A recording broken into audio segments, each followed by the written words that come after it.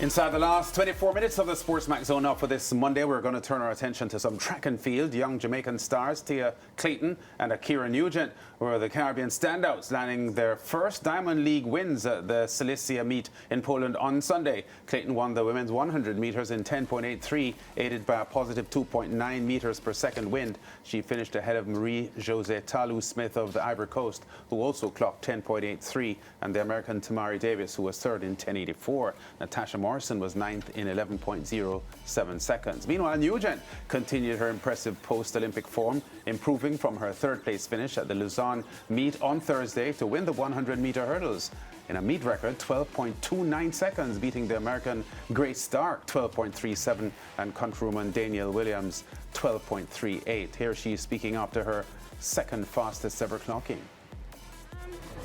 Actually, it's a great feeling for like what happened to me after Olympics and stuff. And this is like my first ever Diamond League professionally.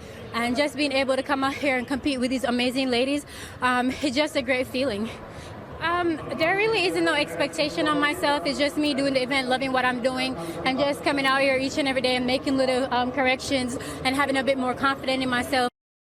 Yeah, really impressive rising star there from the Jamaican camp. 12.29 yesterday. Only her 12.28 at the Jamaican National Championships would have been faster. And at 22 years old, Ricardo, I think she has a bright future ahead of her. Yeah, very impressive performance, because remember she clocked 12.30 in qualifying as well, so quite consistent. Disappointing that she didn't win a medal at the Olympic Games, which many Jamaicans expected her because of her 12.28 performance at the Nationals. But the truth is, Akira Newent for me is a superstar in the making. I think this girl has the potential to be the first female to go sub-12 at 100 hurdles. Wow. That's how good I think she is. I think she is world record material. She's world record pedigree. Let's not forget, she's a former world record holder at the under 18 age group. She is joint world record holder for the 60-meter hurdles indoors alongside the American Grace Stark, who was in that race as well. She's the Jamaican record holder at 60-meter hurdles. She is the Jamaican record holder at 100-meter hurdles. So she has a lot of quality, and she's shown that from she was a youth athlete. She also has a World Under 20 title from the 2021 World Junior Championship. So when you put all of that together, she is transitioning, as far as I'm concerned, into the senior realm. She has already 2 global championship finals, 5th at the World Championships last year, and this time around didn't complete the Olympic final, having smashed into, I think, the 2nd or 3rd hurdle, and that was that. But she has tremendous quality, and if she can stay fit, because I do understand that she had a pretty difficult injury setback post-national trials before the Olympic Games, and that impacted her performance significantly in Paris. But if she can stay injury-free, this is a girl who I think is going to be around for a long time and at the very top of the event. And follow up on the bit of a limp that she showed right at the end of that race. She was limping a little bit. Any news on if that is something to be concerned about? I am told that she is okay. And that we will see her again this season. Hopefully that remains, because as I said, I do know that she had some issues post-national trials before the Olympic Games. But yes, pretty noticeable limp there after the race. I spotted that as well. But I am told that she should be okay, and she looked quite delighted with the performance, because it really was an excellent performance, the type of performance that was expected from her at the Olympic Games. But she is still young. She's only, what, 22, 23 years old? And if you think about it, Bridget Foster Hilton won a world title at, what, 35? Yes. So you can be very good in this event into your 30s. And so if you look at it that way, and what she's already producing at this age, I think she's going to be around for a long time to come. Yeah, quick word on Danielle. Yeah, great effort. You know, I saw a wry smile from her at the Olympic Games after she did not get through to the final, Danielle Williams, and I kind of thought to myself that in that moment Danielle was thinking, well, at least I got to the Olympics this time, as opposed to not making it from the Jamaican Nationals. But again, Danielle has already had such a phenomenal career. 3 World Championship medals, including 2 times a gold medalist. everything at this stage for me with Danielle's career is almost icing on the cake. Because she's achieved pretty much almost everything that an athlete would want to achieve in this sport. Of course, she would love an Olympic medal. I don't know if I can see her being at that level for Los Angeles 2028.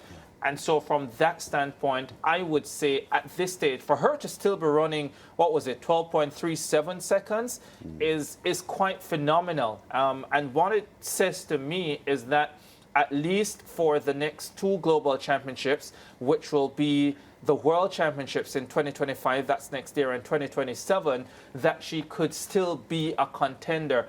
Again, I'm not sure if she can push that to 2028. Yeah. Tia Clayton was impressive from lane 9 in the 100 yesterday. 10.83. Yeah, and wind assisted, but pretty solid run by the youngster. I tell you what, this has been in Tia Clayton for quite a while, since the Olympic Games, and we saw her in the Olympic semi-final running 10.89 and winning that race. And I think the entire Caribbean thought that she had a shot at an Olympic medal. I think she was still only 19 years old at the time. What has been plaguing Tia Clayton this season, though, is her ability to consistently put the races together. There is no doubt that her body is in great shape. Her coach has said it.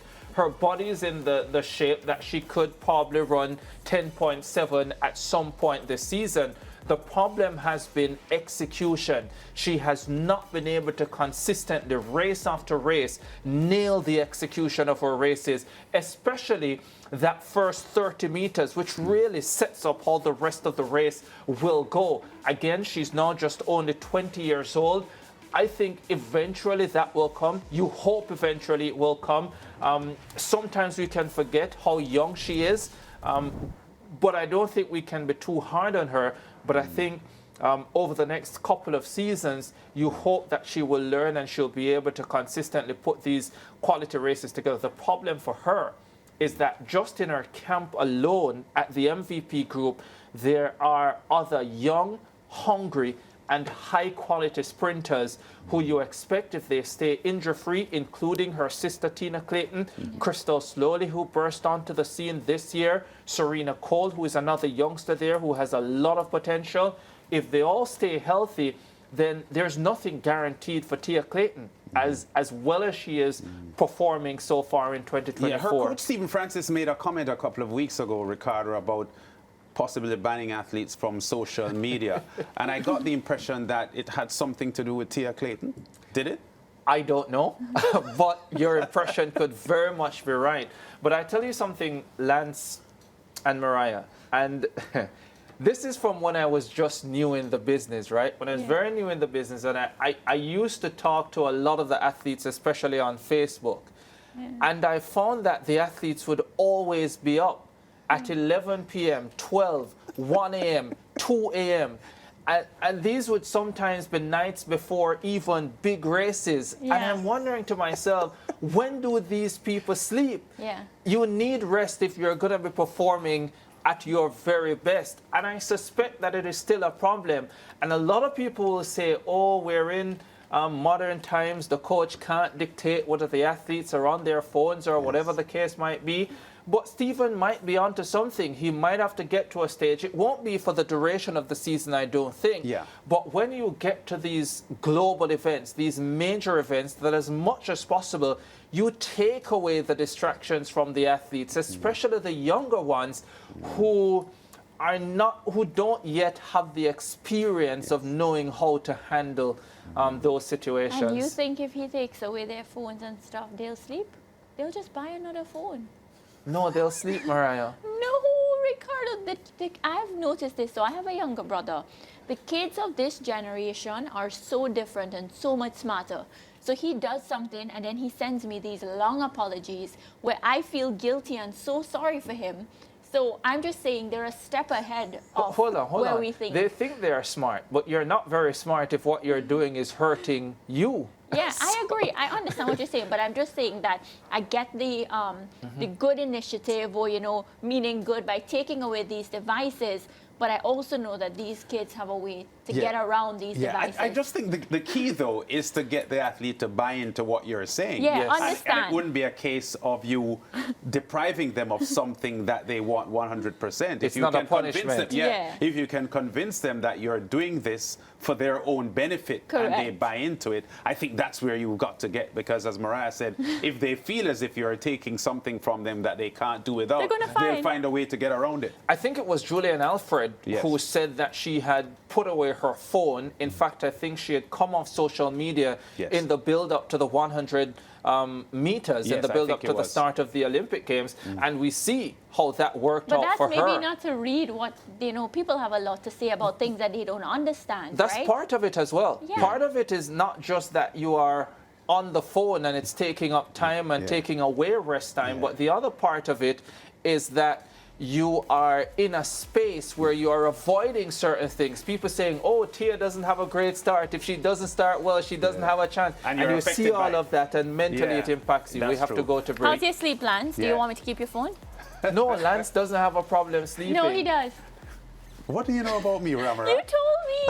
No. Okay, break He time. wakes up. He Break wakes up time. early, but he sleeps well.